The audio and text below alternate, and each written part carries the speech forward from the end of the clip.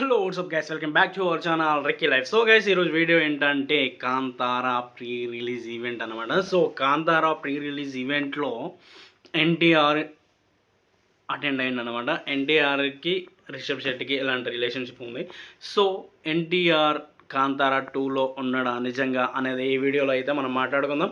So video first time చూస్తున్నట్లయితే నా వీడియోని సబ్స్క్రైబ్ చేసుకోండి ప్లీజ్. ఎవరు సబ్స్క్రైబ్ చేసుకోవట్లేదు చూస్తున్నారు కానీ, సో ప్లీజ్ సబ్స్క్రైబ్ చేసుకోండి. మీరు సబ్స్క్రైబ్ చేసుకుంటేనే ఇంకా మంచి మంచి కంటెంట్తో మీ ముందుకు వస్తా, పుషప్ అవుతుంది అనమాట.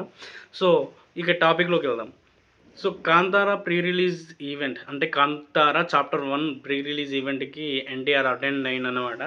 సో ఎందుకంటే ఎన్టీఆర్కి రిషబ్ శెట్టి వాళ్ళ ఫ్యామిలీ రిలేషన్షిప్ ఉందన్నమాట. అంటే చిన్నప్పుడు ఎన్టీఆర్ ఏం చెప్పిండంటే వాళ్ళ నానమ్మ అనుకుంటా కొన్ని కథలు చెప్పేదనమాట. స్టోరీ కాంతారా ఇట్లా ఉంటుంది అట్లా ఉంటుంది అని చెప్పేసి ఆ కాంతారాకి సంబంధించిన కొన్ని స్టోరీస్ చెప్పేదనమాట.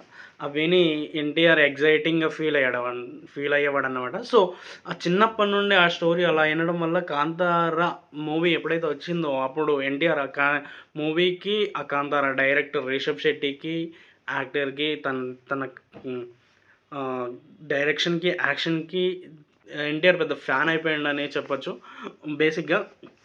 సో అలాంటి కంటెంట్ తీయడమే పెద్ద టాస్క్ అయితే, అలాంటి కంటెంట్తో జనాలను మెప్పేయడం చాలా చాలా గ్రేట్ అనే ఇంటెన్షన్తో ఎన్టీఆర్ అప్పటి నుండి కొంచెం రిషబ్ శెట్టికి కొంచెం దగ్గర అవ్వడం కానీ, టెంపుల్స్కి అటు ఇటు తిరగడం కానీ, ఇలాంటి హెల్పింగ్ నేచర్తో ఉండడం అనేది జరుగుతూ ఉన్నది. ఒక రిలేషన్షిప్ను, ఒక బాండింగ్ని అయితే కొనసాగిస్తున్నాడు అన్నమాట.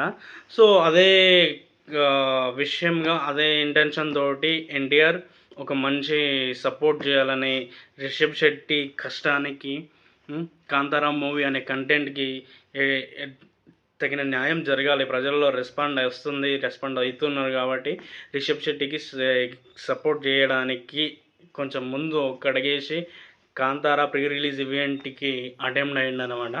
సో అదేవిధంగా రిషబ్ శెట్టి కూడా రిసీవ్ చేసుకున్నాడు మంచిగా, మన ఎన్టీఆర్ని మంచిగా రిసీవ్ చేసుకున్నాడు అనమాట. రిసీవ్ చేసుకొని మంచిగా చూసుకోవడం వల్లనే వాళ్ళిద్దరి మధ్యలో అలాంటి బాండింగ్ ఉంది. ఫ్యామిలీ ఫ్రెండ్స్, ఒక రకంగా చెప్పాలంటే ఫ్యామిలీ ఫ్రెండ్స్ కూడా వాళ్ళిద్దరు.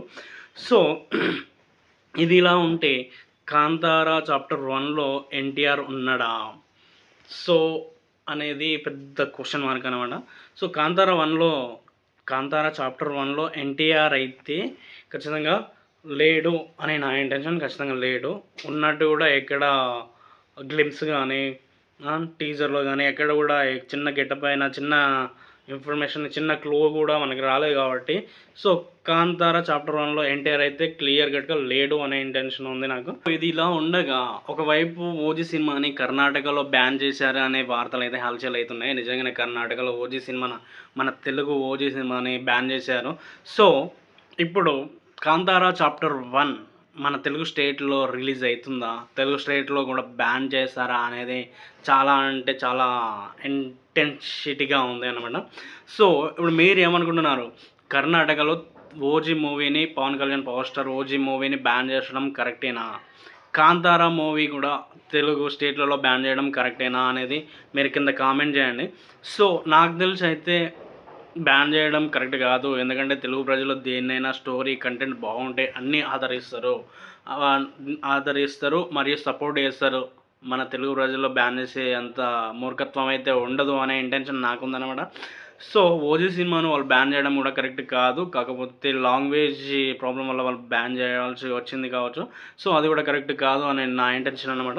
మీరైతే ఏమనుకుంటున్నారో కింద కామెంట్ చేయండి, లైక్ చేయండి, షేర్ చేయండి, సబ్స్క్రైబ్ చేయడం మాత్రం మర్చిపోకండి. Please do like, share, comment and my channel.